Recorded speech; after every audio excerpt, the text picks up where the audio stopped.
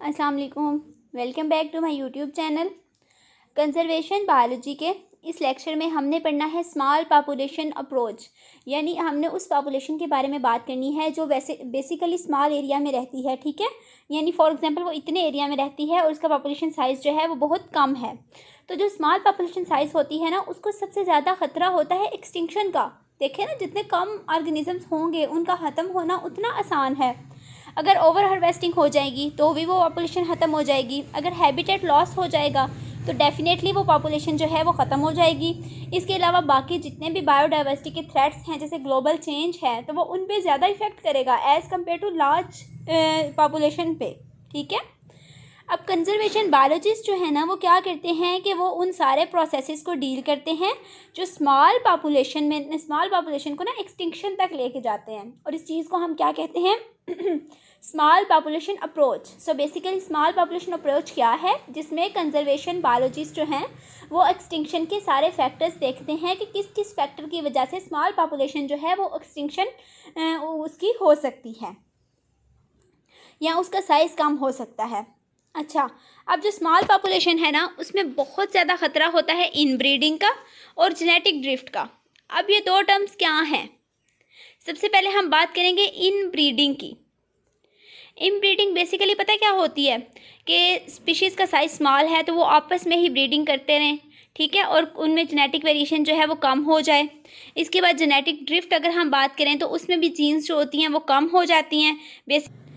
Change हो जाता है जीन फ्रिक्वेंसी में ड्यू टू चांस इवेंट। ठीक है, यानी कोई ऐसा इवेंट हो जाता है जिसकी वजह से पॉपुलेशन जो है वो जेनेटिक वेरिएशन जो है वो बहुत कम हो जाती हैं, जिसकी वजह से जो एक्सटिंक्शन वॉर्टेक्स है वो स्मॉल हो जाती है, पॉपुलेशन साइज स्मॉल हो जाता है। एक्सटिंक्शन वॉर्टेक्स बेसिकली क्या है कि एक्सटिंक्शन की तरफ ये जितना मूव कर रहे हैं। सो एक्सटिंक्शन वॉर्टेक्स में सबसे पहला एक क्या फैक्टर है जिसकी वजह से एक्सटिंक्शन होती है, वो है जेनेटिक वेरिएशंस का कम हो जाना। ठीक है, जेनेटिक वेरिएशंस कम हो जाएंगी तो देखें ना, एक स्पेसिफिक टाइप की ही जीन्स हैं, तो जैसे ही कोई न्यू पैथोजन आएगा, कोई न्यू पैरासाइट आएगा, तो वो चूँकि स्पेसिफिक टाइप की जीन्स है, कोई जीन है ही नहीं उस पैथोजन की रेजिस्टेंस के लिए, तो ऑटोमेटिकली उस पैथोजन या पैरासाइट की वजह से सारी पॉपुलेशन जो है उसकी एक्सटिंक्शन हो जाएगी। अब जो इनब्रीडिंग और जेनेटिक ड्रिफ्ट है ना, इन दोनों की वजह से क्या होता है, जेनेटिक वेरिएशंस कम हो जाती हैं, यानी कह लें कि जीन्स जो होती हैं वो कम हो जाती हैं, एक स्पेसिफिक टाइप की जीन्स रह जाती हैं, जिसकी वजह से जैसे ही कोई न्यू पैरासाइट पैथोजन आता है तो एक्सटिंक्शन का खतरा जो है वो बढ़ जाता है। अब देखें ना, यहाँ पे देखें स्मॉल पॉपुलेशन है तो उसमें दो चांसेस बहुत ज़्यादा हैं, इनब्रीडिंग के और जेनेटिक ड्रिफ्ट के, जिससे क्या होगा, जेनेटिक वेरिएबिलिटी कम हो जाएगी।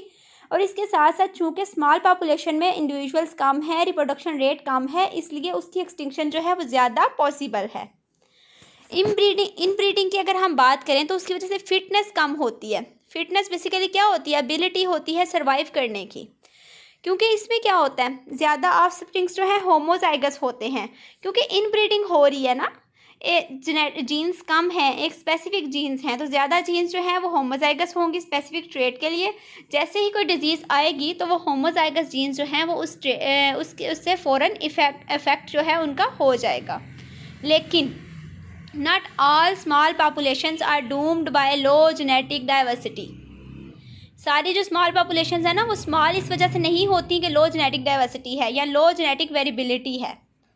Doesn't automatically lead to permanently small population, यानी ऐसा हो सकता है कि इन दो फैक्टर्स की वजह से पॉपुलेशन जो है किसी टाइम में स्मॉल हुई हो, लेकिन बाद में उसने खुद को रिकवर कर लिया हो, लार्ज पॉपुलेशन हो गई हो। इसकी हम एक एग्जांपल देखते हैं कि नॉर्दर्न एलिफेंट सील्स की ना ओवर हंटिंग हुई थी, यानी बहुत ज़्यादा उनका शिकार किया गया था 1890 में, जिसकी वजह से क्या हुआ था कि सिर्फ 20 इंडिविजुअल रह गए थे उस स्पीशीज़ के। लेकिन फिर उनको क्या किया गया, कैप्टिविटी में रखा गया, उनका नंबर जो है वो 1,50,000 तक इंक्रीज़ किया गया। लेकिन मसला इसमें क्या था, नंबर तो ज़्यादा हो गया, अबंडेंस हो गई, ठीक है, मसला कहाँ पे आया कि जीन्स जो है वो तो कम है, जेनेटिक वेरिएशन जो है वो तो बहुत लो है। यहाँ पे हम एक केस स्टडी देखेंगे, ग्रेट प्रेरी चिकन और एक्सटिंक्शन वॉर्टेक्स की हम बात करेंगे।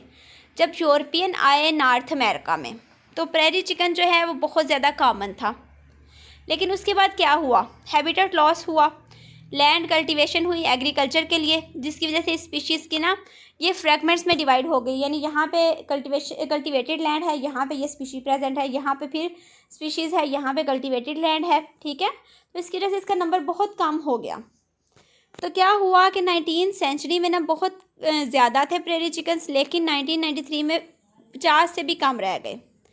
तो रिसर्चर्स ने क्या किया कि ये जो है ना, ये जो डिक्लाइन है पॉपुलेशन में, उसके साथ साथ क्या है, associated with the decrease in fertility, fertility भी कम हो जाती है। ठीक हो गया। लेकिन फिर क्या किया गया कि इंपोर्ट किए गए 271 बर्ड्स लार्ज पॉपुलेशन से, तो पॉपुलेशन जो है वो दोबारा इंक्रीज हो गई, लेकिन जेनेटिक वेरिएशंस जो हैं वो कम ही रही। Minimum viable population size. अच्छा, अब मिनिमल वायबल पॉपुलेशन साइज है क्या? How small does a population have to be before it starts down and extinction vortex, यानी पॉपुलेशन कितनी स्मॉल हो कि हम कह सकेंगे इतनी कम पॉपुलेशन है तो मतलब एक्सटिंक्शन इसकी होने वाली है। ये आंसर डिपेंड किस पे करता है? दो चीज़ों पे बेसिकली। एक तो ऑर्गेनिज्म टाइप कौन सी है, ये मेजर फैक्टर होगा। इसके अलावा जो बाकी सारे फैक्टर्स हैं वो दूसरे ऑप्शन में आ जाएंगे।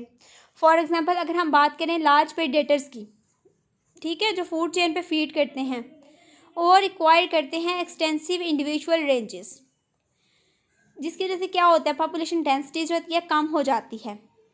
ठीक हो गया। अब जितनी भी पॉपुलेशन है ना, उनको मिनिमम साइज़ उनका होना चाहिए। हमें ये कहने के लिए कि फॉर एग्जांपल ये पॉपुलेशन एग्जिस्ट कर रही है तो इसका एक स्पेसिफिक साइज़ होना चाहिए।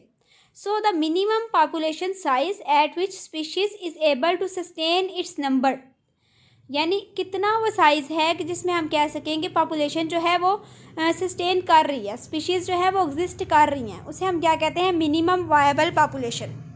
इसको ज़रा रिपीट कर लें।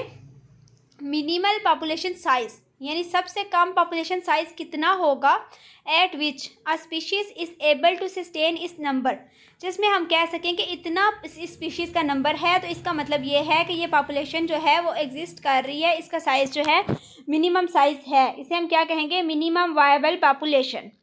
मिनिमम वायबल पॉपुलेशन जो है ना, ये एस्टिमेटेड है गिवन स्पीशीज़ के लिए यूजिंग कंप्यूटर मॉडल्स, यानी फॉर एग्जांपल हम एक स्पीशीज़ ले लेते हैं तो उसका हमारे पास एमवीपी होगा कि अगर चिकन है तो इनका एमवीपी इतना होना चाहिए, जिसकी वजह से हम इनको कह सकेंगे कि ये स्मॉल पॉपुलेशन यहाँ पे एग्जिस्ट कर रही है।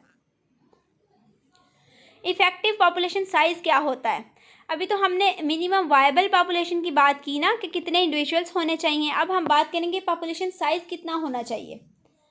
अच्छा, अब इसमें क्या होता है, देखिए ना, फॉर एग्जांपल अगर हम कहें कि इस पॉपुलेशन में 70 इंडिविजुअल्स हैं, तो क्या 70 इंडिविजुअल्स ही रिप्रोडक्टिव इंडिविजुअल्स होंगे? ज़रा याद करें वो कर्व जिसमें हम ये देखते हैं कि प्री रिप्रोडक्टिव एज है, रिप्रोडक्टिव एज है एंड पोस्ट रिप्रोडक्टिव एज है। ठीक है, 3 तरह के इंडिविजुअल्स होते हैं ना हमारे पास पॉपुलेशन में। तो अब हम ये नहीं कह सकते कि अगर एक पॉपुलेशन में 70 इंडिविजुअल्स हैं तो उसका पॉपुलेशन साइज़ 70 होगा, नहीं। हम उसमें से इफ़ेक्टिव पॉपुलेशन साइज़ उसको काउंट करेंगे जो सक्सेसफुली इनब्रीड कर सकते हैं और अपने आप स्प्रिंग्स प्रोड्यूस कर सकते हैं। इसके लिए हम एक फार्मूला यूज़ करते हैं, NE, ये टोटल के लिए यूज़ होता है, 4NF NM।